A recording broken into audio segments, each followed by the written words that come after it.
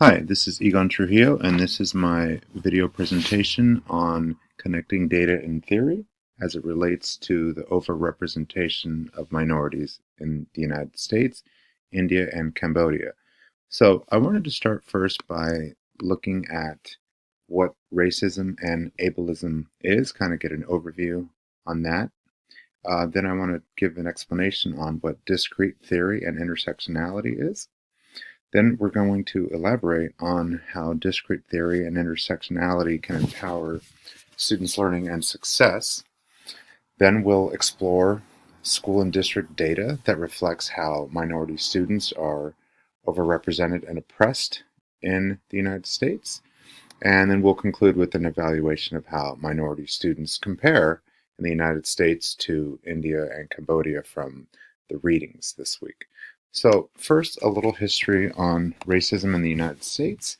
So as you can see from these images, the United States has a long history of racist discourse because of beliefs that were brought over during slavery time in the 1800s, because of a lot of racial scientists trying to prove that African Americans, for example, are inferior mentally, physically, and that kind of set the precedent and the tone for making discrimination against African Americans the norm. And so that led to a lot of racism in our country that persists to this day because of hegemony.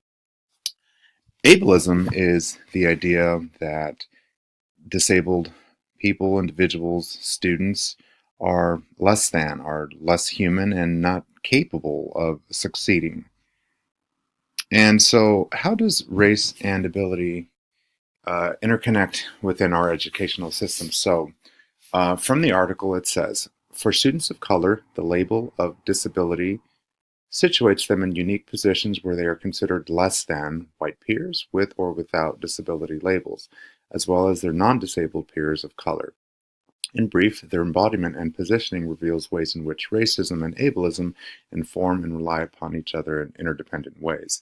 So what this quote is basically saying is that because of the long-standing history of racism and now ableism in our country, any student who is identified or labeled by the social constructs of a racial minority or even a disabled individual is being compared to the dominant white culture. And so because of the fact that they are a racial minority and a disabled individual, they kind of have two identities that they're competing against that oppresses them even further. So this is where discrete theory comes in. So according to the reading, a lot of racial minorities, because of the history of racism and ableism, they're being labeled as disabled, and as a result being placed into programs such as SPED, LEP programs, and being put on 504 plans. Now, this is where intersectionality comes in, because what intersectionality says is that those competing identities of race and ability, which are socially constructed, of course, they lead to even further oppression. So what is discrete theory then? Well, it's a combination of disability studies and critical race theory, and its goal is to not only identify that these two labels are socially constructed, but also to kind of prove that it's now becoming a norm in our country and looking for ways to eradicate that. So what we're looking at now is we're going to explore some of the data that I found on the ed.gov Civil Rights Data Collection webpage. And so the school we're looking at here is my current high school, Sotomayor, and we're looking at the demographics of the school. So you can see here it's a very small magnet school with a student population of 364 students. You can see that the largest population of Hispanics is 90.9% of the total student population, which is about 331 students. You'll notice that the female to male ratio is about equal. You'll also notice that the students that are identified as disabled under IDEA are 17%, and students with the 504 plan constitute 0.5. So total about 17.5 students at my high school are labeled as disabled, in other words.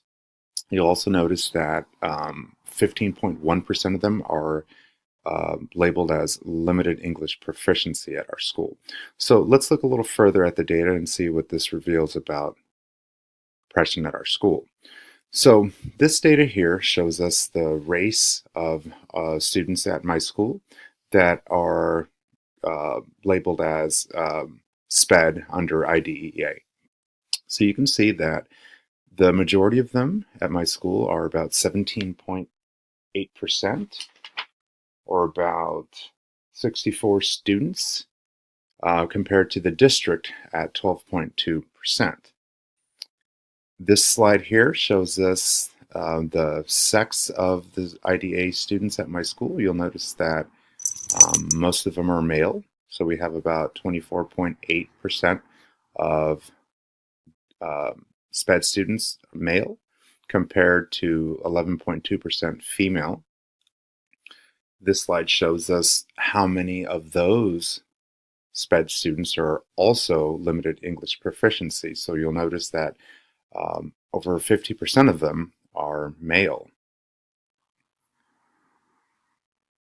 Now we're looking at the percentage of students that are under the category of 504 behavioral plan. You'll notice that of the total population, about 10.5% of those at our school are Asian. Of those same students, you'll notice that the majority of students that fall under 504 are actually also female, which is interesting to note. And then here, this slide is showing us the number of students that are both limited English proficiency and fall under 504. And you'll notice they're all male. So if we compare that data to my district's data, looking at the same demographics here, this school data reflects K through 12 here.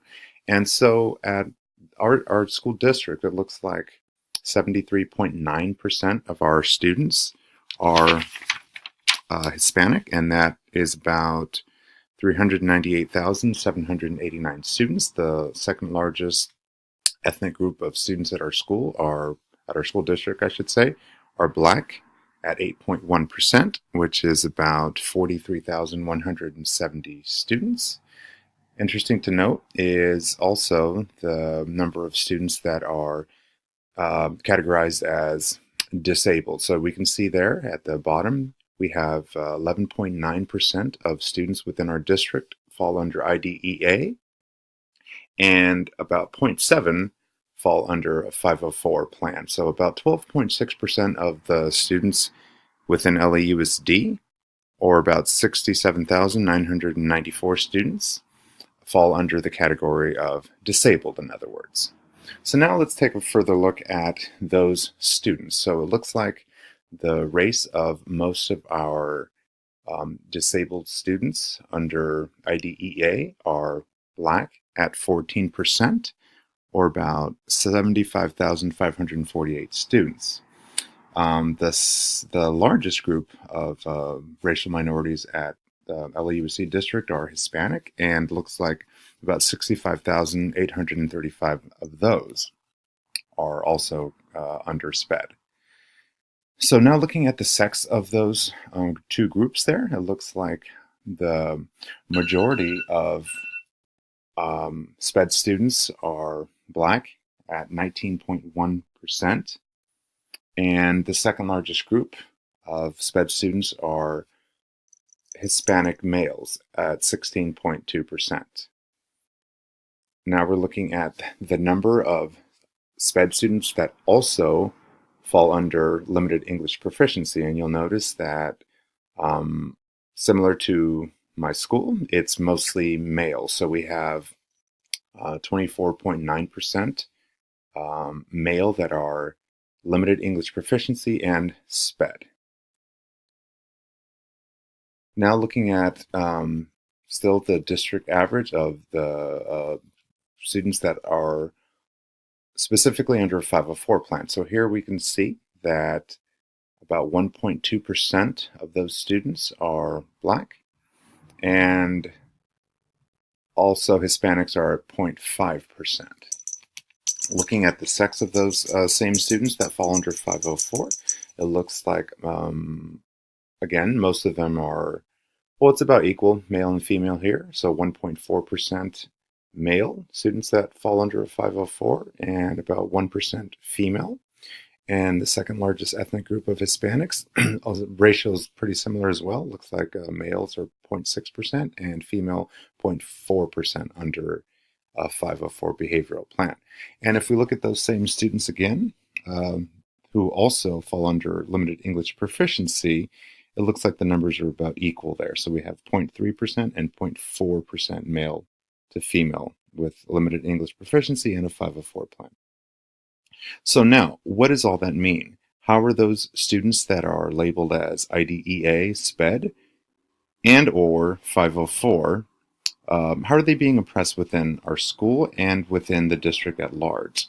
So if we look at the numbers here on the left, we have a nice little pie chart that shows at our school, surprisingly, we have no in-school suspensions or expulsions.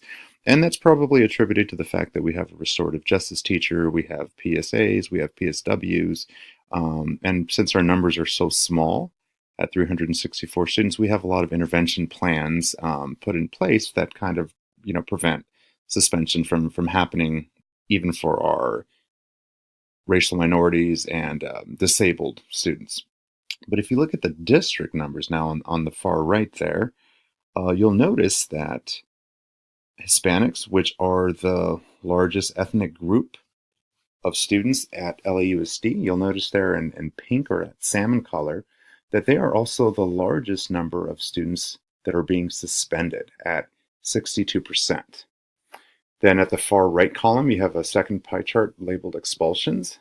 Same ethnic group. Hispanics are actually being expelled from school. About 76.5% of the total student population of students being expelled also happen to be Hispanic. So what does that mean? We have a lot of students who are being categorized as racial minorities, being put on IDA, SPED plans, 504 plans, and within the district, you see that they are also the ones that are being overrepresented and further oppressed because of their disability.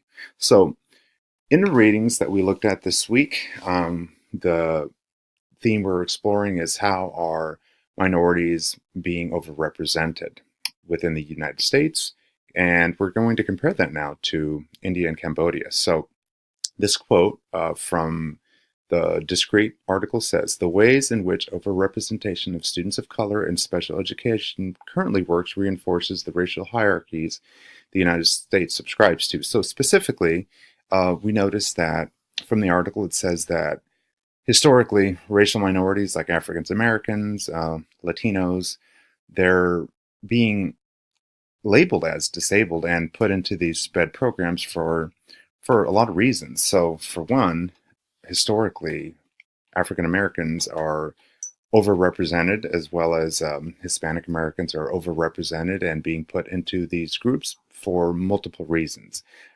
In the case of African Americans, because of the fact that a lot of racial scientists and anthropologists early on, like Du Bois' quote at the beginning of the article, justified kind of how they are less than human. And so that stigma carries on through today, and with Hispanics in particular, the fact that they speak a second language in our classroom, they're also, being labeled as limited English proficient, as the data reflects from my school and the school district. So that also is another contributing factor to why they're being oppressed. And then interesting to note also is that Asian Americans, although they are a minority, are kind of or actually, I should say, underrepresented, because